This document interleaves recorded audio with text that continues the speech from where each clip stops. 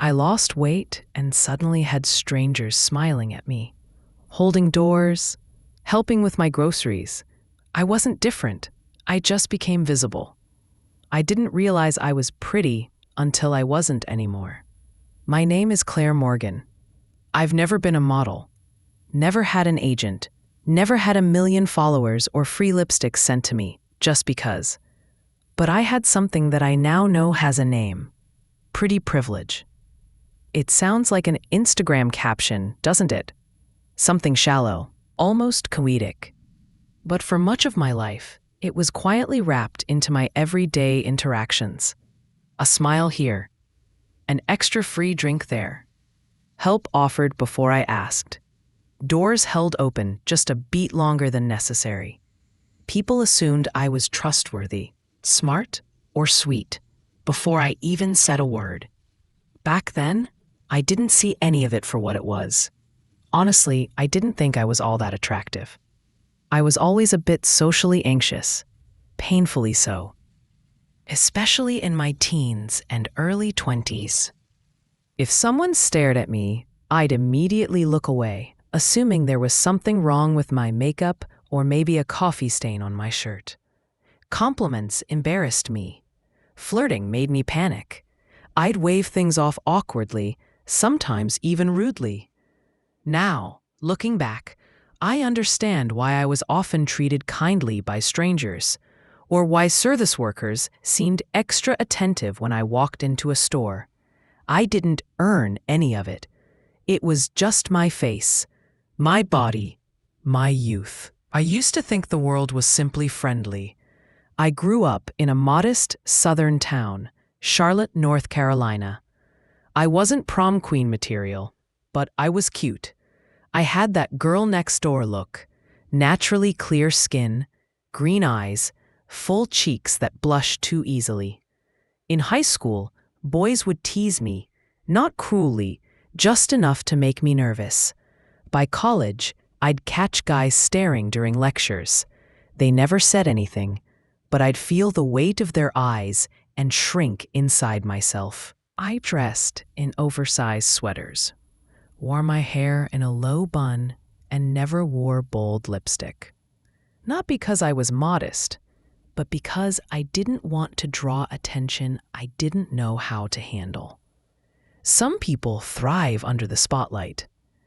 I wasn't one of them, but still, that invisible halo hovered over me.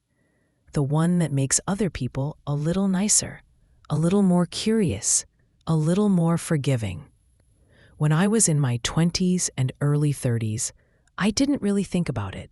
I was working in publishing, freelancing as a copy editor, often at coffee shops or small bookstores. Strangers were often kind. Men flirted. Women complimented my style, even if it was simple. I didn't question it. I also didn't appreciate it. It's easy to mistake privilege for normalcy when it's all you've ever known. It's even easier to confuse it with your personality. Maybe I'm just easy to talk to, I used to think. Maybe people are just good. Maybe it's not about how I look. Maybe not. One particular moment stands out in my memory now, though at the time I barely registered it. I was in a boutique downtown, just browsing, not really looking for anything.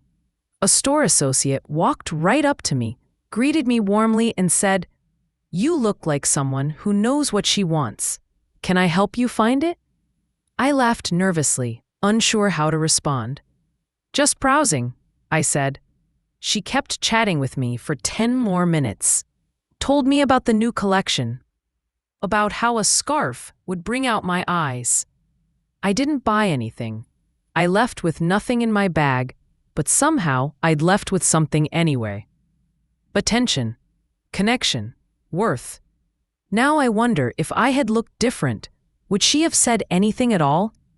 I understand why people don't like talking about pretty privilege. It feels uncomfortable, like admitting to cheating on a test you didn't mean to take. No one wants to admit they've been given something for nothing. And when it comes to beauty, The whole thing feels so vain.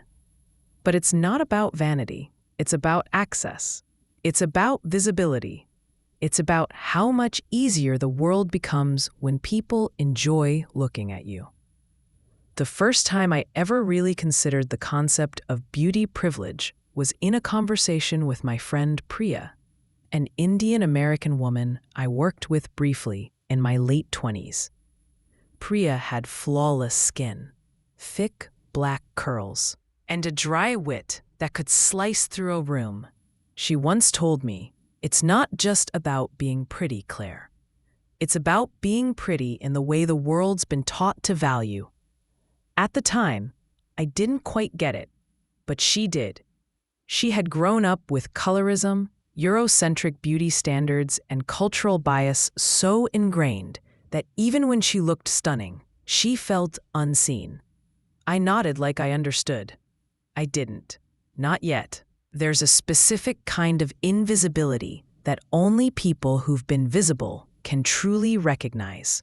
It's like when you've walked through a room your whole life with everyone turning toward you, and one day they don't. But that comes later. For now, I still believed the world was warm, that people were friendly, that kindness came from the heart and not from bone structure.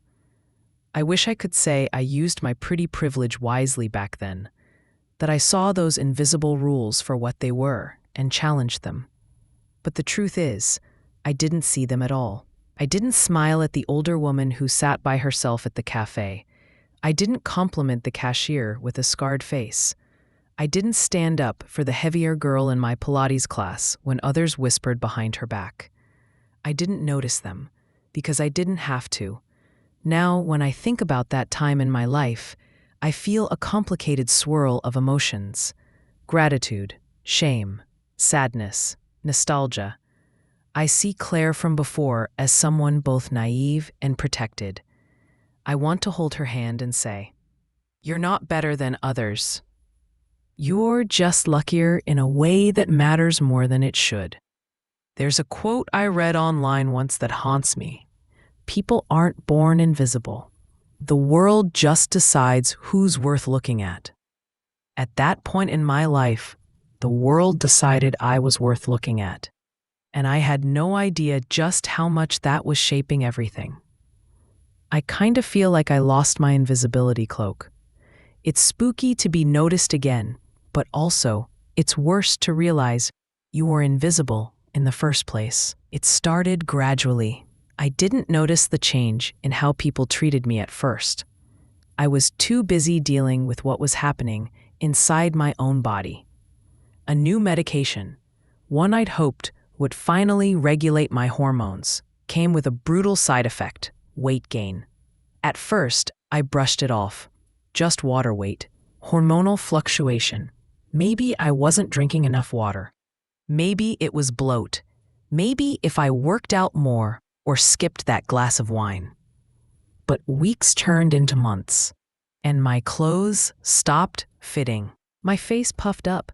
My body shifted in ways I couldn't control, no matter how many salads I ate or how long I ran on the treadmill. I wasn't overweight by any clinical definition, but I was noticeably different, to myself, to others. The shift wasn't just on the scale, it was in the air around me.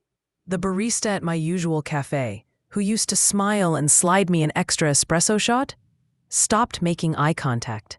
A man at the grocery store, who once helped me reach a box on the top shelf, now looked right through me, literally. I was standing in front of the almond milk one afternoon when he reached across me without saying a word. It was jarring, not because I missed the attention, but because the absence of it was so sudden, so complete. Like someone had turned the volume of the world all the way down. The worst part wasn't the stares, it was the lack of them. No more compliments from strangers. No more friendly chatter from store clerks. People passed by without so much as a glance, and when they did look, there was a flicker of something colder. Dismissiveness, perhaps. Disinterest. Sometimes even annoyance, like I was taking up too much space just by existing. It wasn't imagined. It was observable, tangible. One afternoon, I stood in line at a boutique. A young woman, tall, slender, glowing in that effortless way some people do, walked in behind me. The sales associate who had been folding clothes looked up, locked eyes with her, and greeted her brightly. "Hi there. Let me know if you need help with anything." Me? Still standing in line, still invisible. When the world stopped looking at me, I realized how much I'd relied on being seen. I don't want to paint myself as a victim. Gaining weight isn't a tragedy.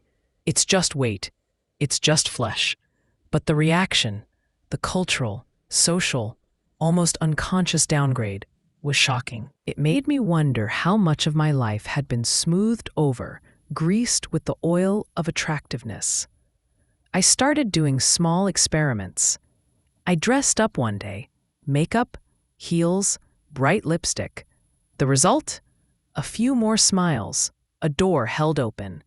The next day, I went out with my hair in a bun and no makeup, in a loose hoodie and jeans. Not a single person acknowledged me. The only thing that had changed was presentation. I was the same person, the same heart, mind, and voice. But the world doesn't respond to hearts and minds. It responds to signals. The invisibility settled in like fog, not always oppressive, but ever present. I stopped expecting warm greetings. I stopped smiling at people in public because they rarely smiled back. And when someone did speak to me, I felt this weird surge of gratitude that bordered on pathetic. A man held the door open for me at the post office, and I nearly teared up from the sheer human decency of it. That's when it hit me. Was this how the world treated everyone who didn't fit into a narrow definition of attractive? Because if so, damn, I had been living in a bubble. And worse, I had benefited from that bubble without ever questioning what it was made of or who it left out. I started noticing other people more, the ones who didn't get served first at the coffee shop, the ones who stood alone at parties, watching from the margins, older women, overweight men, people with visible disabilities, people who looked different, whatever that means, and I made a silent vow. I would see them, speak to them, smile at them, not out of pity, but out of respect, connection, human decency, because now I understood something I hadn't before. Being invisible doesn't mean being unworthy, but it can make you feel that way. One evening, I met up with an old friend I hadn't seen in over a year. She blinked when she saw me. "Wow, Claire," she said, "you look different." I nodded. "Yeah, medication." She tilted her head, unsure how to respond. "Well, you're still you, still me." But everything felt changed, not because I'd gained weight, but because I'd lost something far more subtle. The way people used to treat me. The way the world used to open itself like a soft, warm gate. Now, it felt like I was pushing through with my elbows. There was a strange liberation in all of this, too. I could walk through stores without being interrupted. I could go to bars and actually have a conversation without someone trying to flirt. I no longer felt like a spectacle, a magnet, a performance. But the price of that freedom was high. I was no longer seen at all. No compliments, but also no kindness. No attention, but also no generosity. I had, in some ways, ceased to be a person of interest in the social theater of daily life. It made me deeply reflective and quietly furious. Why does our culture tie so much humanity to appearance? Why is being pretty synonymous with being worthy of nin? Why do we only value people when they fit a particular mold? Thin, young, glowing, styled. What happens to those of us who fall outside of it? I once read that the opposite of love isn't hate, it's indifference. And that's exactly what I was experiencing. Not cruelty, not mockery, just absence, a silent shrug of the universe. and it made me vow that I would never again judge someone's presence or worth by the surface they presented to the world, because now I knew how that surface could shift overnight. Being ignored made me more confident. I stopped trying to be appealing and started trying to be kind. I used to think I was a kind person. I said thank you when someone held the door. I tipped well. I wrote birthday cards and asked coworkers about their kids. But there's a kind of kindness that grows only in discomfort, when your own bubble bursts and the world suddenly feels colder. That's the kind I started to learn. Being overlooked changed me. Slowly, then suddenly, it made me more observant, more present, more grateful. But mostly, it made me more aware of everyone else who had always been invisible, even when I wasn't. One Saturday afternoon, I sat on a bench outside a local bookstore, sipping coffee and watching people walk by. A heavy-set man in his 50s passed by, carrying 2 grocery bags. One bag split at the bottom, spilling apples onto the pavement. Several people glanced, but kept walking. I stood up without thinking and helped him gather them. He looked surprised. "Thank you," he said, eyes wide, as if I'd just saved his life. "It's nothing," I replied, brushing off an apple. But it wasn't nothing. Not to him, not to me. Because a year ago, I don't know if I would have even seen him. The thing about losing pretty privilege is that it shatters your sense of center. You go from being effortlessly noticed to actively ignored. That shift strips away illusions, especially the one that says, "People are nice because I'm nice." No, people were nice because I was nice and attractive. Now, I had to test the strength of my character without the scaffolding of appearance. I started small. I made it a habit to greet service workers by name if they wore a tag. I complimented people who seemed like they didn't hear it often, like the shy girl at the register who always wore galaxy-themed eyeshadow, or the elderly woman at the bus stop with bright red gloves. They lit up every time. It wasn't about seeking their approval.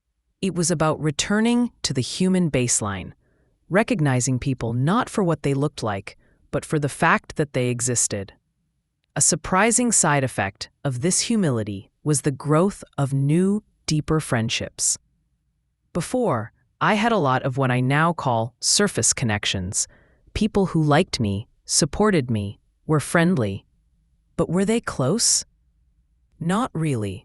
Many of them drifted away once my body began to change. But the people who stayed, they stayed because they saw me. One was Maya, a woman I'd known casually through yoga classes. She was quiet, reserved, and had always struck me as a little standoffish. But now that I no longer fit the room's aesthetic mold, she seemed to gravitate toward me. "I always felt out of place in those classes," she admitted one day over tea. "It's like everyone's performing, not just poses, but their entire lives." I nodded. I never noticed it before. I think I was too busy being seen. We both laughed. It was the beginning of a real friendship, one that wasn't born out of proximity or mutual flattery, but something more grounded, shared experience, vulnerability, truth. Another thing happened during this time. I became less afraid to connect. When you're conventionally attractive, people often approach you first. They initiate. They start the conversations. That makes it easy to lean back, to wait for interaction instead of building it. You don't develop the muscles for real outreach, but when that unspoken invitation disappears, you have to make the first move. So I did. I struck up conversations in line at the store. I asked neighbors about their dogs. I thanked bus drivers. I started noticing the people who weren't being noticed and treated them like they mattered, because they did. It sounds simple, but it felt like learning a whole new language, one where compassion wasn't a transaction, but a basic fluency. One night, I was scrolling through Reddit and came across a comment that hit me in the chest. "I've been invisible my whole life, but at least I know the people who love me love the real me." That's when I cried for the first time in months. Not because I was sad, but because I finally understood the cost of being valued for the wrong reasons and the gift of being seen, even when you're not shiny. I also began to reflect on the ways I had failed others before. There were moments, too many honestly, where I'd been friendly with only the people who were easy to connect with. The polished, the witty, the photogenic. Not intentionally cruel, but carelessly exclusive. There was a girl in my old office, Samantha, who was brilliant but socially awkward. I used to avoid her desk, mostly because she made conversations feel hard. Now, I found myself wondering what it would have meant to her if I'd just taken 5 extra minutes to talk about her research, her favorite books, her rescue cat. Maybe she wouldn't remember my silence, but I did, and that memory changed me. There's a phrase I started using in my journal: soft eyes. It's what I wanted to carry into the world. Eyes that didn't scan for beauty, status, or coolness, but for humanity, for effort, for quiet kindness. When I started looking at people that way, everything changed. The world became warmer. Not because others were different, but because I was finally open enough to see them clearly. One of the most meaningful experiences during this period came from an unlikely place: a high school reunion. I wasn't going to go. I didn't feel ready. I was heavier than I used to be, and I didn't want to walk into a room of polished versions of people who had known me when I was smaller, shinier, more socially desirable. But I went, and I'm glad I did, because sitting across from me at the long banquet table was a girl named Melanie, once mocked for her weight, her braces, her silence. Now, she was vibrant, confident, funny. At some point during the night, I told her, I always wished I had talked to you more back then. She smiled. Same, but we were all trapped in our own bubbles. That sentence has stayed with me ever since. Losing pretty privilege forced me to step outside that bubble, to see the ways I'd coasted on unearned social currency. To recognize how shallow kindness can be when it's only offered to the beautiful. But more than anything, it taught me that real kindness, the kind that exists without reward or recognition, is the most radical thing we can give each other. There's a quote by Anne Lamott that I scribbled onto a sticky note and taped to my bathroom mirror during this time. Kindness is not a reward for beauty, it's the foundation of grace. That became my North Star. Not how I looked, not how I used to look, but how I made people feel, and how I treated them, especially when no one else was watching. The world treated me like I had the plague before. Now they smile at me again, and I know why. That's what hurts the most. It didn't happen overnight. It wasn't a movie montage where I woke up thinner, glowing, ready to reclaim the world in a killer red dress. It was slow, subtle. A few pounds here, a few comments there. A different kind of silence, this time filled with curiosity, not avoidance. I had switched medications, finally. After a year and a half of relentless weight gain, fatigue, and a near constant ache of invisibility, my doctor found something new. It didn't mess with my metabolism. I didn't change anything about my diet or workout routine. But the weight started falling off like autumn leaves, day by day, soft and inevitable. At first, I didn't think much of it. Then the looks came back. I was standing in a small boutique, looking for a birthday card for my niece, when a handsome young employee approached me. "Can I help you find anything?" he asked, smiling. Direct eye contact, warm tone, body slightly turned toward me. Something inside me recoiled before I could respond. It wasn't that he was rude, he was lovely. It was that he never would have approached me like this 6 months earlier. I was the same person, same haircut, same jacket, same tired eyes from the same late nights of writing and insomnia. But I had lost weight. And now I was visible again. That moment cracked something in me. I walked out of the store with trembling hands, my heart thudding, not from attraction or excitement, but from rage. Not at him, at the system, at the world, at the mirror, at myself. I didn't want this kind of validation anymore. Or maybe I did. And that's what horrified me most. Pretty privilege had crept back into my life like an ex who knows exactly when you're most vulnerable. It was in the way waiters now smiled at me again, the way people held doors longer, the way men struck up casual conversation in lines, the way store clerks asked me if I needed help instead of turning to the next person. It felt like getting access to an exclusive club whose rules I'd finally learned the hard way. And instead of celebrating, I mourned, because now I could no longer lie to myself. Before, I thought maybe I had imagined it. Maybe I was just being sensitive during my heavier months. Maybe people weren't really being colder. Maybe I was projecting insecurity. But now the contrast was undeniable. Everything had changed back, without me doing anything but losing weight. And it broke my heart. I began noticing patterns. The more I lost weight, the more people started complimenting me again. "You look amazing. Wow, you're glowing. Have you been working out?"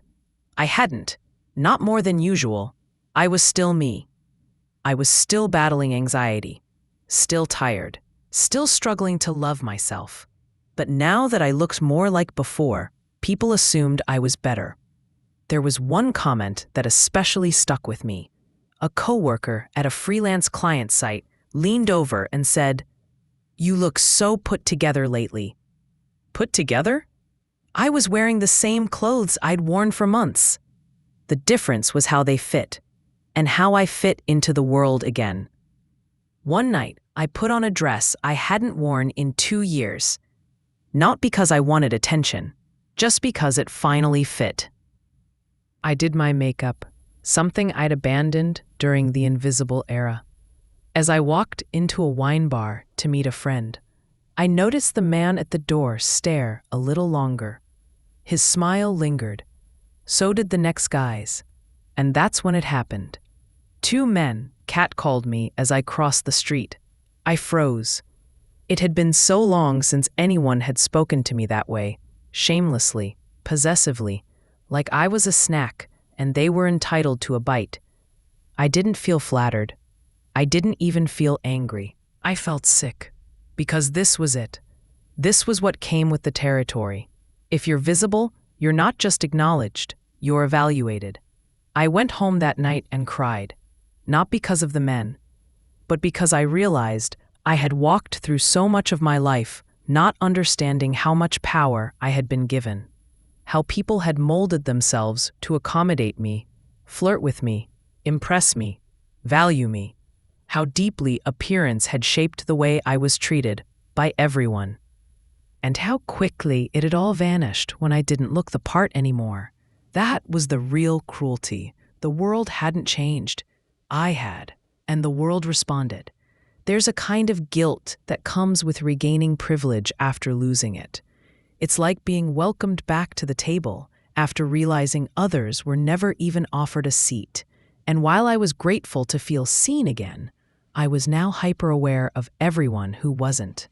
In grocery stores, I had needed that invisibility. Not because it was fair, not because it was good, but because it taught me to see others in a way I never had before. When you lose the thing that used to define your ease in the world, you're forced to grow, to dig, to become someone more intentional. And I did. I had become more compassionate, more curious, more deliberate. So when the world opened back up to me, I made a choice.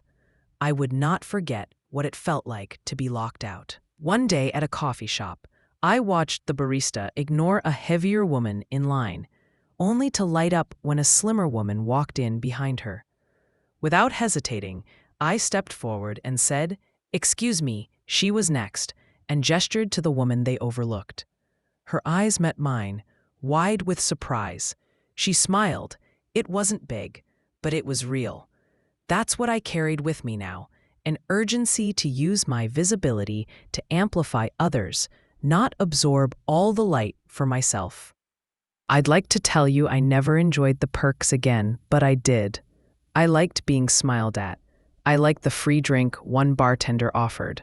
I liked compliments. I liked being admired again, even if I hated what it all meant. But here's the difference now. I don't believe those moments define me, and I don't believe they define anyone else either. Pretty privilege is real. It's pervasive, and it's poison when left unexamined. Now, when someone smiles at me, really smiles, I smile back. Not because they think I'm pretty, but because I want them to feel seen, no matter what they look like. Because everyone deserves to be acknowledged. Everyone deserves to matter. Everyone deserves to be more than a reflection in someone else's eyes. I use my pretty privilege to call people out now. It's amazing how quickly they listen when you look the way they like. It's strange, the moment you realize you can weaponize something you used to take for granted. At first, when the pretty privilege came rushing back into my life, I didn't know what to do with it. It felt like some dirty secret I wasn't supposed to enjoy. A gift I didn't earn, didn't want, but still benefited from, no matter how guilty I felt about it. But slowly, I stopped seeing it as something to be ashamed of. Instead, I started asking myself, what if I used this power for good? The idea first hit me on a Tuesday morning at the DMV. A line of people snaked down the corridor, all wearing the same expression of irritation and resignation. It was the kind of environment that naturally drained the life out of people. Bureaucracy has that effect. There was a woman in front of me, middle-aged, overweight, with thinning gray hair pulled into a bun. Her shoulders slumped, like she expected to be dismissed. And she was. She approached the clerk politely, asked a question about a form. The woman behind the counter didn't even glance at her, just muttered, "Next," and waved her away. I was stunned by the coldness. When it was my turn, I stepped up and smiled. Same question, same form. The clerk looked up. Her voice softened. "Oh, you don't have to fill that one. Just sign here instead." In that moment, the difference in treatment wasn't just visible, it was violent. And I felt complicit. I found the other woman near the exit, double-checking her form with confusion. I walked over and explained the shortcut the clerk had given me. "Really?" she said, brows raised. "I asked that exact question." I nodded. "You did." Her eyes darted to mine. "Why didn't she tell me?" I didn't answer. I didn't know how. From then on, something hardened in me, but not in a bitter way. More like resolve. People were going to listen to me more, respect me more, because I once again looked the way society deemed pleasant. Then I was going to make that visibility mean something. I started stepping in. At a cafe, when a younger barista ignored the older woman in line, I said she was first. In a meeting, when a male coworker interrupted a woman 3 times in 5 minutes, I looked directly at him and said, "Let her finish." At a gas station, when a man sneered at a woman in scrubs for moving too slowly at the pump, I gave him a cold, direct stare until he looked away. It wasn't activism on a grand scale, but it was something, and I realized pretty privilege can be a mirror or a mask. A mirror if you let it reflect who you truly are. A mask if you wear it to protect yourself or manipulate others. I chose the mirror, most days. Still, I'd be lying if I said I didn't slip into the mask sometimes. There were moments when I leaned into it, when I smiled more than I meant to, knowing it would get me through a social door quicker. When I dressed just right for a work Zoom call, anticipating the compliments and deference that would follow. When I flirted, lightly, strategically to avoid confrontation. It wasn't evil, but it wasn't pure either. And I felt it, the danger of using attention as currency. Because attention isn't love. It's not kindness. It's not even respect. It's just power. I remember talking to Maya, my friend from yoga, about all this over a long walk. I feel like I'm two people, I told her. The Claire who learned humility and the Claire who's back. She smiled. You're not back. You're different now. You just wear the same face. That stuck with me, because she was right. It's easy to think of beauty as something superficial. But in a culture where beauty is capital, it becomes a kind of language, a set of unspoken permissions. You get the benefit of the doubt, the second chance, the apology, the smile. I now understood why so many people, especially women, reshape themselves endlessly, with filters, injections, clothes, diets, because they know what it costs to be invisible. And even worse, they know how much easier life becomes when you're not. There's a scene I'll never forget. I was out shopping one afternoon when I saw a teenage girl trying on a jacket in a mirror. She was bigger than the average fashion ad, with soft, round arms and flushed cheeks. She looked so uncertain, so nervous. She turned to her mom and said, "Do I look okay?" Her mother paused too long before saying, "It's fine." The girl's face fell. I couldn't help myself. As they turned to leave, I smiled and said, "That color looks amazing on you." She lit up, just a little.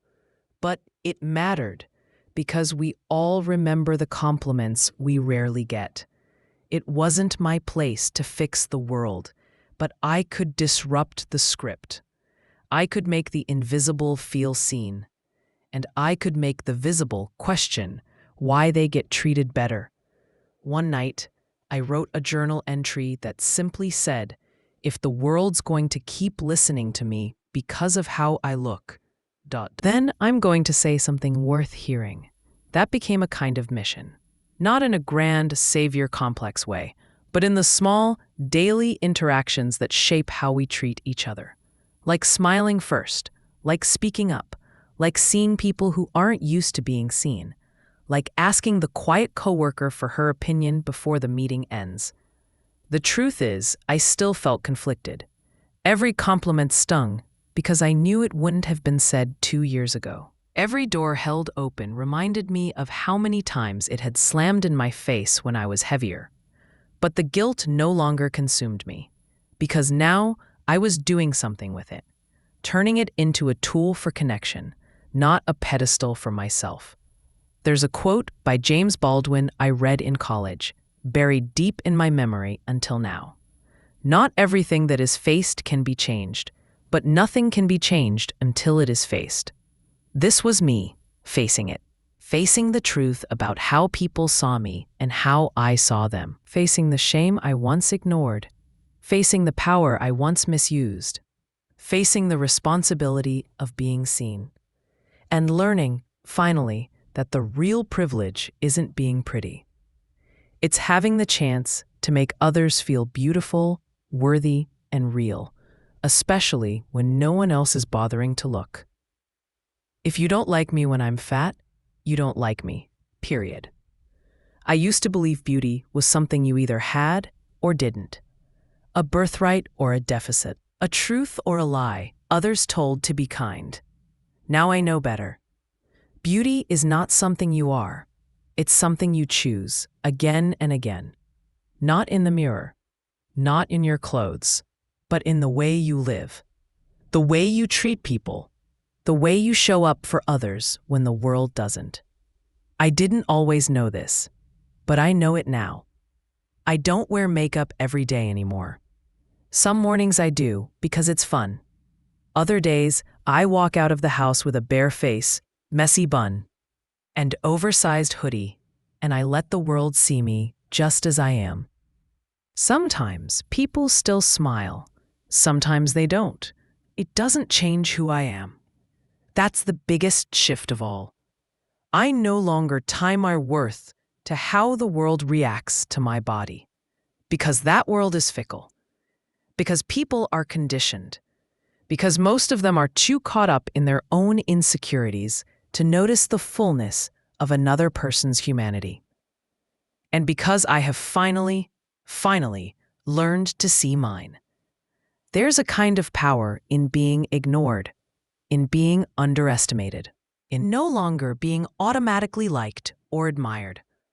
It reveals who you are when you're not being rewarded for it. It shows you what matters when no one is watching. And it builds something inside you, something stronger than validation, something deeper than approval. It builds character, compassion, vision. I wish I could tell you that I've transcended it all, that I never think about my appearance anymore, that I've permanently detached from the need to be desirable. But that would be a lie. Some days, I still look in a mirror and wonder, will I ever be enough for this culture, for this industry, for this society that ties so much of a woman's worth to what she looks like from the outside in? And then I remember, I don't have to be enough for them. I just have to be enough for the people who love me and for the person I'm still becoming. I think a lot now about aging. I'm 39. I see the lines near my eyes, the gravity in my cheeks. The way my neck no longer looks like it did at 25. And you know what? I don't hate it. I used to think aging meant losing beauty. Now I think it means claiming your own definition of it. There's a different kind of beauty that comes with age, one that has nothing to do with symmetry or smooth skin. It's the beauty of grace, of self-possession, of no longer being driven by the need to please strangers. It's the beauty of knowing that the most interesting people are rarely the prettiest in the room.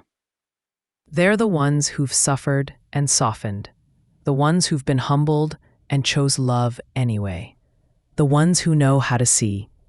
A few weeks ago, I was at a bakery, waiting in line behind a girl who reminded me of a younger me, soft around the edges, clearly self-conscious, adjusting her hoodie like a shield. She ordered quietly, didn't make eye contact with the cashier. When she turned around, I smiled. She hesitated, then smiled back.